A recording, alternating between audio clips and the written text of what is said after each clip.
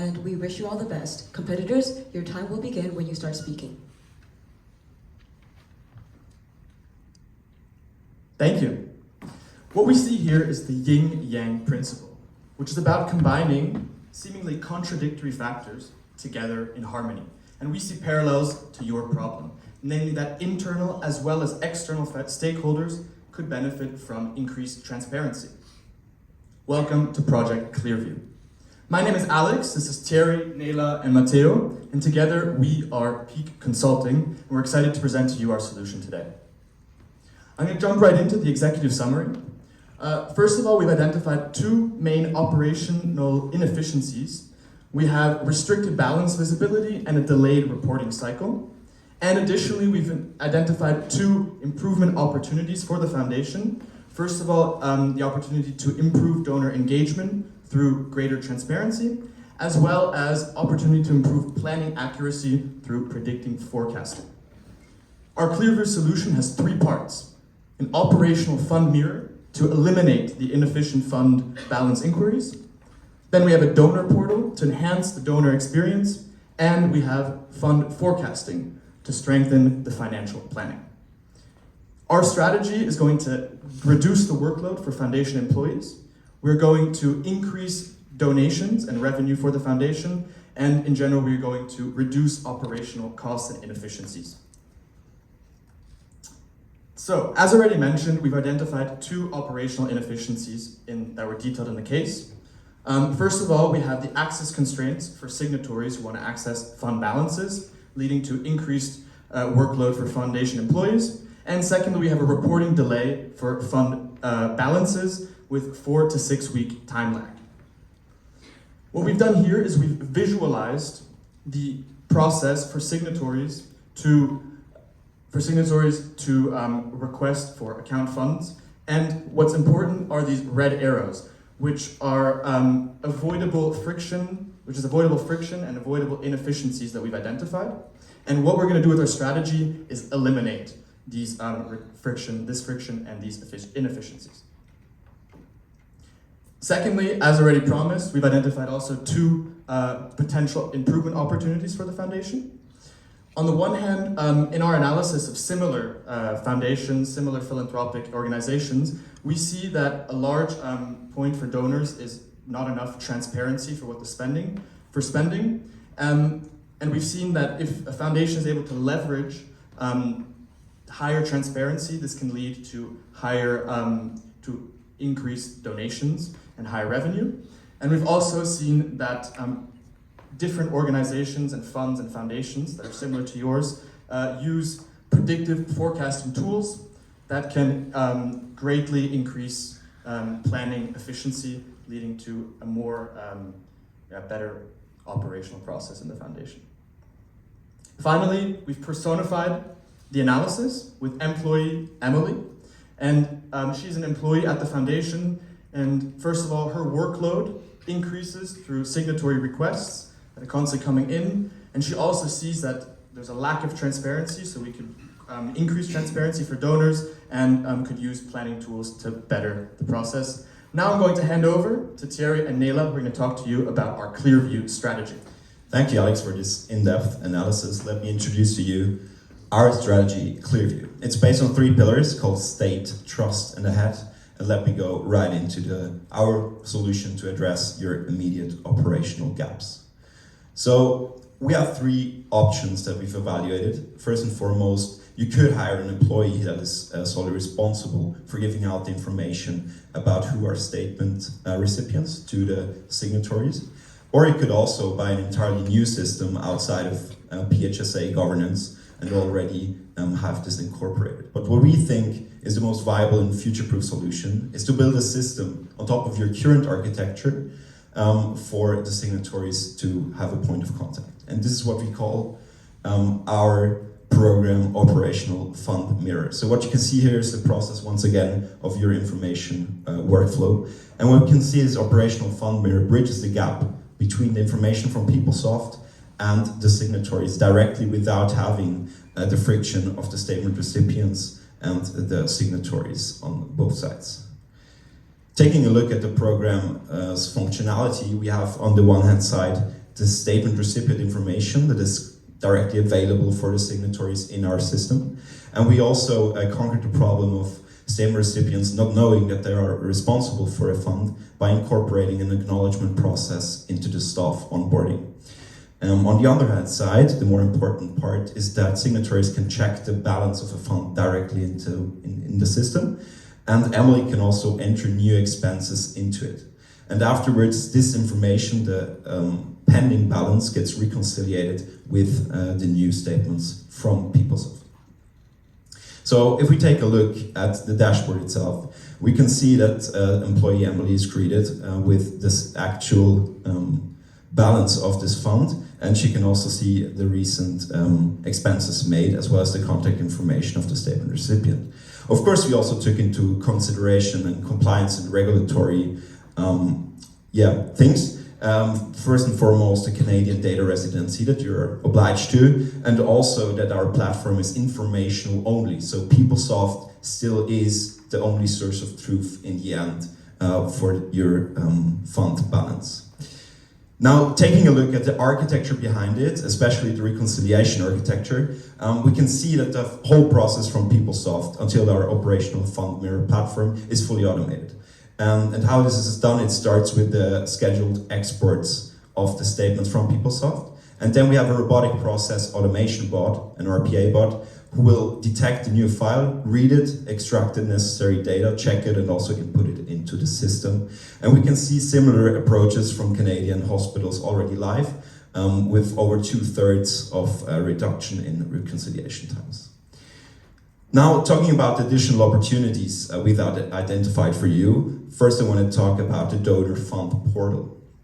So what we've seen is that donors, they want clarity where their money goes to, right? So here we have built a dashboard so they can see exactly what their past donations are, where they are allocated, and which projects their funds go into. And this is in real time and not just in a biannual report. So in the end, we've seen in other similar uses, major US hospitals, for example, that there's this significant year-over-year growth in donor retention rates, which in the end, of course, boosts your donation revenues. In terms of the implementation part of this system, we would rely on the Salesforce Experience Cloud. Why? Because you already have Salesforce implemented as a CRM, so the customer data is there. And on the other hand side, you have the fund data from PeopleSoft that gets combined into this outward-facing portal in the end. Now, the internal and external stakeholders, they have a clear view of the fund, but Nila's going to talk about how they also can see into the future. As we have already identified in our analysis, forecasting can be used to improve planning accuracy. And we actually have an example for this. The renowned Cleveland Clinic already uses time series forecasting for their more than $1 billion investment fund. So we really do believe that this is an amazing opportunity to improve cash management and long-term visibility to make sure that our employee Emily always has the overview of the greater picture. So on the right side, you can see the model that I coded, and this is based and tested on synthetic data.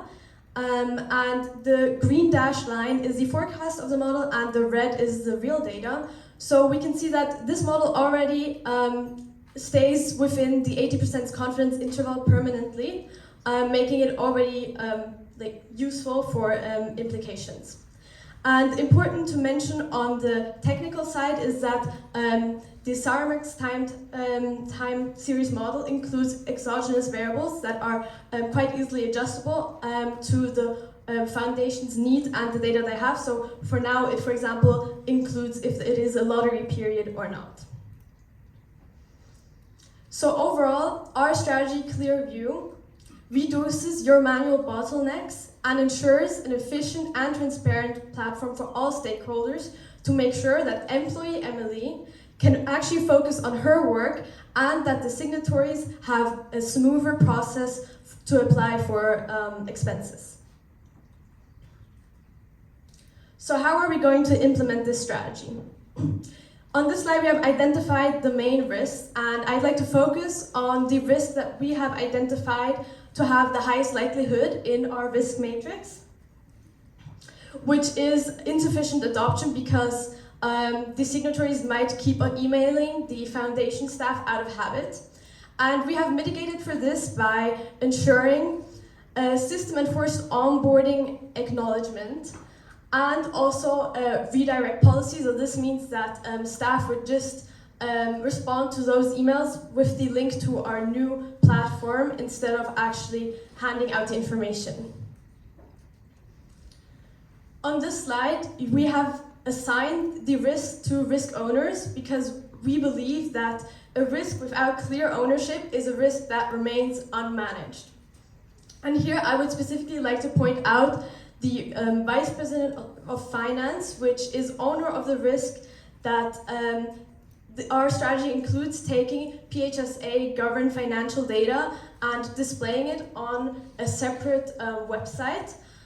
So this is something that must be taken into consideration from the beginning of the process. So we are ensuring that we can stay within compliance.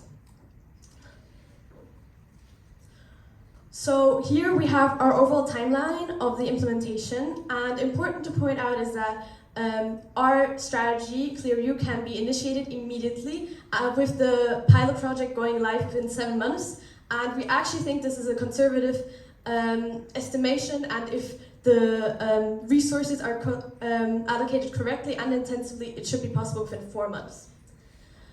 To give you more concrete starting points to implement our strategy, we can see on the right side how the Monday morning at the foundation should look like. And specifically, we would recommend to gather and centralize the data of the statement recipients, to hire a software engineer to start developing the platform, and to assign an internal employee or an external contractor to implement the time series forecasting.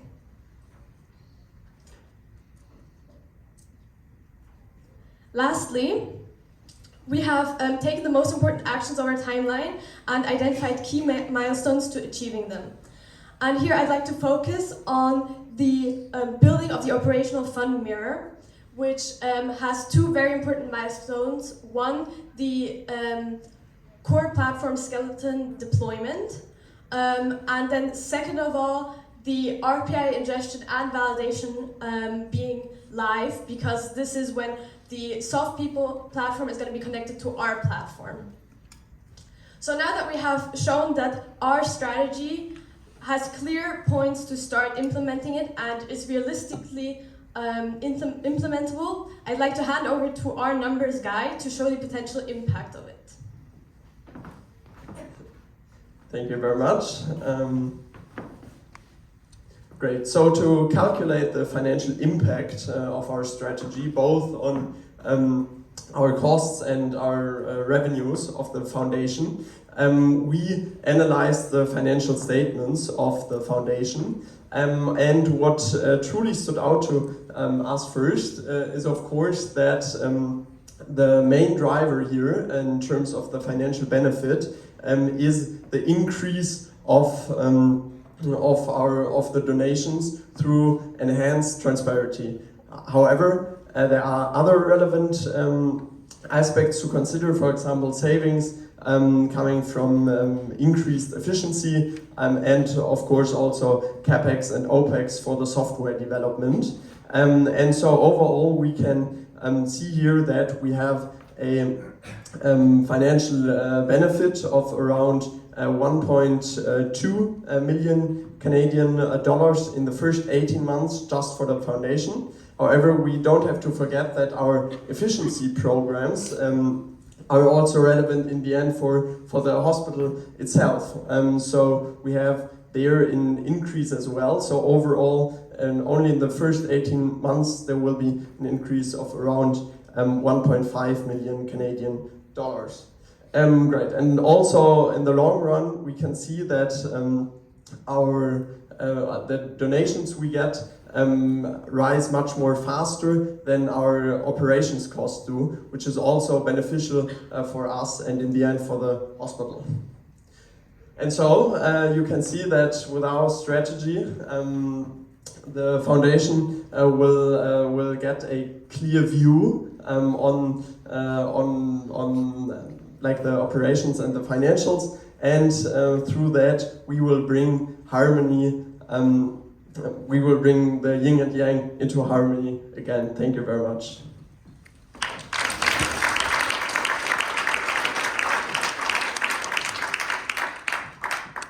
Thank you, competitors. I will now begin the 10-minute Q&A period.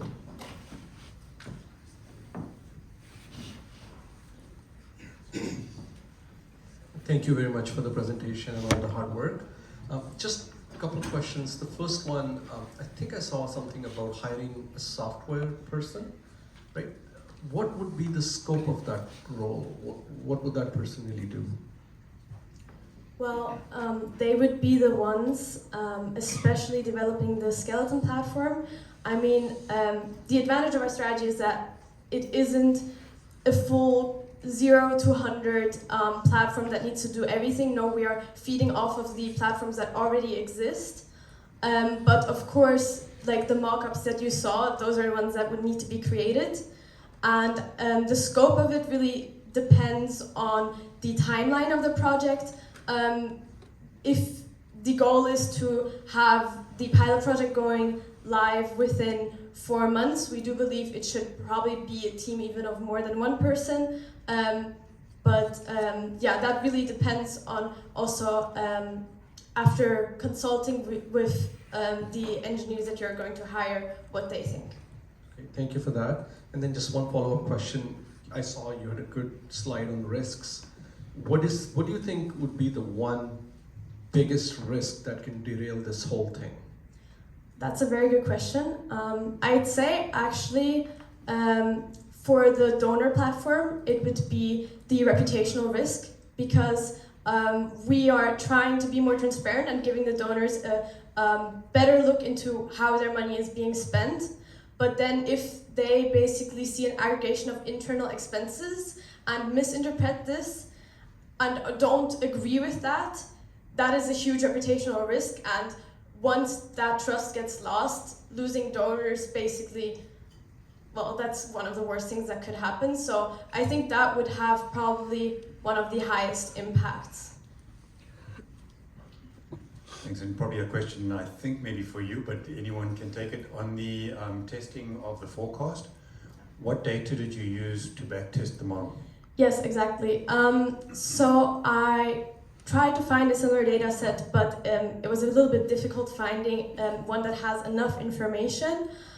So I coded a code that created an own data set, and I ensured that it was monthly statements, because in the report it said that the foundation is based on monthly statements.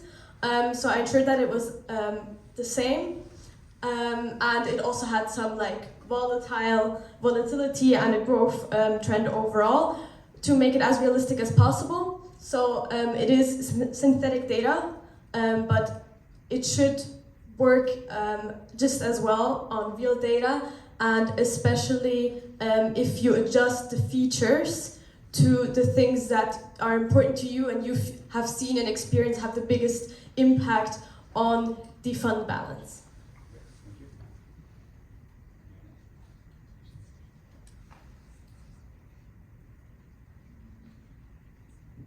Yeah, so Matteo, these numbers of the influx in donations are impressive. It's always dangerous to present something like that to your executive team. How can you ensure that you will hit these numbers? So what basis do you take in order to get those? Yeah, so it completely depends on our assumptions. Also here, the information we got, except from the financial statements, are quite limited. We try to be like conservative in the assumptions. For example, the increase in the donations will be just 0.1% per month. These numbers you can see mostly here are just relevant for the first 18 months, because we believe that in the first 18 months the main increase due to these changes will occur. Meaning that, for example, with the tool we would develop, the people in the first 18 months then start giving, for example, higher donations or so. After these 18 months, the growth rate would be quite stable as we had it in the years before. Yeah. Thank you. If you could bring up slide 14, please, which is your current, where you add in your operational fund mirror. Yeah, that one. Yep. Yeah, the one you just had. That's great. Thank you. So I get the RPA automation of the PeopleSoft statements coming out. Can you just talk me through the resets of the manual work that's happening there and how that gets erased and reconciled again? Yeah, absolutely. Great question. So the idea is actually that the employee, the signatory, they can add the expense like pending into the system during the month, because we have seen that with the delay of the audited statement from PeopleSoft, there's like, if you would like want to know the balance at the end of the month, this is old information, because maybe there were expenses made in the same month that were not yet accounted for in that statement.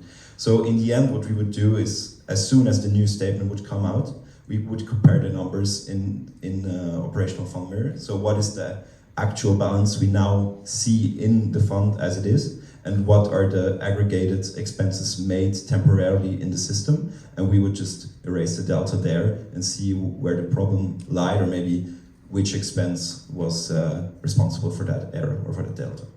Yeah. Thank you. What do you see as the longevity of Fund Mirror? Is this a solution that's going to carry us through forever? No,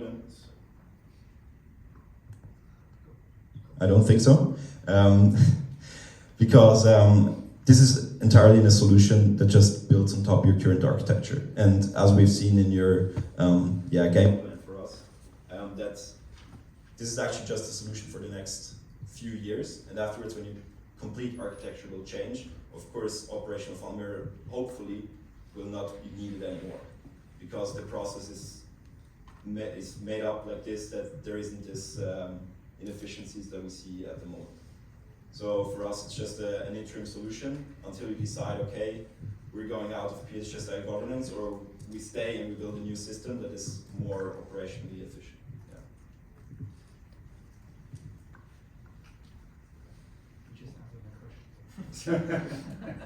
That's pretty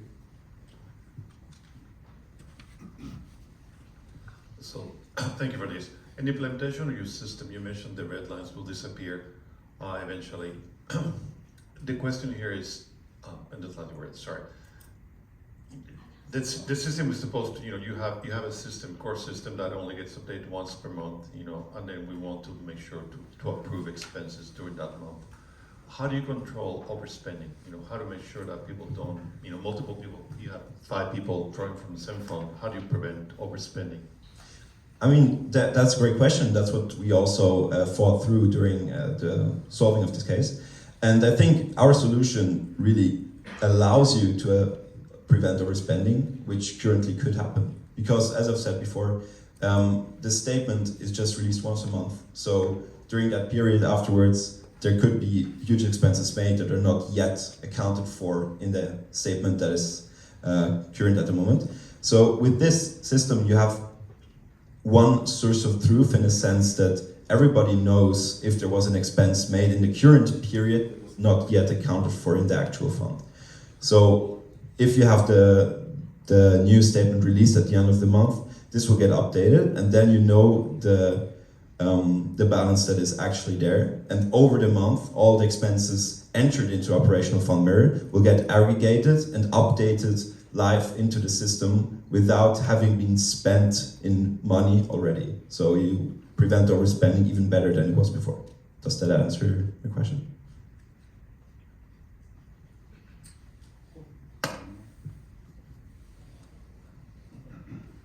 Do you have an analysis on the level of error at the end of the month between the actuals and the true-up?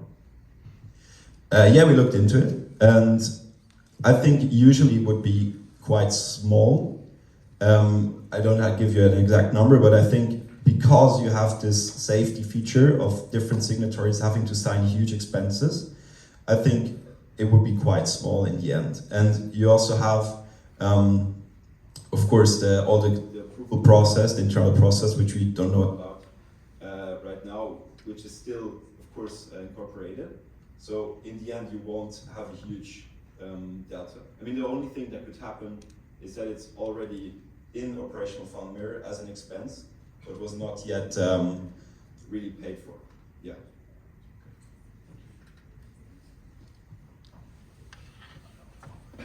Okay, that wraps up our Q&A period. Thank you to our judges and competitors.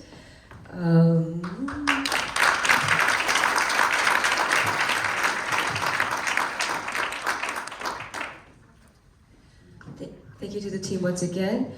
Please go to your left and exit through the door and join the audience in the back. Judges, you may use this time before the next presentation to individually deliberate. Thank you. Thank you so much. We'd shake your hand, but I don't think it's very practical, so thank you again.